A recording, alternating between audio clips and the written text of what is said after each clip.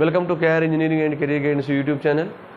EAMCET ranks ప్రకటించిన తర్వాత చాలామంది విద్యార్థులు కానీ పేరెంట్స్ కానీ కొంత డిసప్పాయింట్మెంట్తో ఉన్నారు. మరి ఎవరైతే కొంత ఆర్థికంగా వెసులుబాటు ఉన్న విద్యార్థులు ఇటు ప్రైవేట్ యూనివర్సిటీల వైపు లేదా మేనేజ్మెంట్ వైపు వెళ్తూ ఉన్నారు. మరి ఎక్కువ ర్యాంకు పొందిన విద్యార్థులు, ఫర్ ఎగ్జాంపుల్ 1,00,000కు పైగా ర్యాంకు ఎంసెట్లో పొందిన విద్యార్థులు కొంత టెన్షన్తో ఉన్నారు. మరి మీరు ఎవరూ టెన్షన్ పడాల్సిన అవసరం లేదు. 1,00,000కు పైగా ర్యాంకు మీకు వచ్చినా మీకు ఖచ్చితంగా ఇంజనీరింగ్ సీట్ వస్తుంది.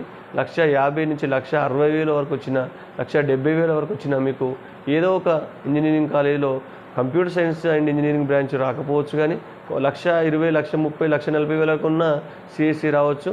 మరి 1,60,000-70,000 వరకు ఉన్న మీకు ఇటు ఈసీఈ కానీ లేదా ట్రిపుల్ కానీ మెకానికల్ లాంటి బ్రాంచ్లు వస్తాయి. మీరు టెన్షన్ పడాల్సిన అవసరం లేదు.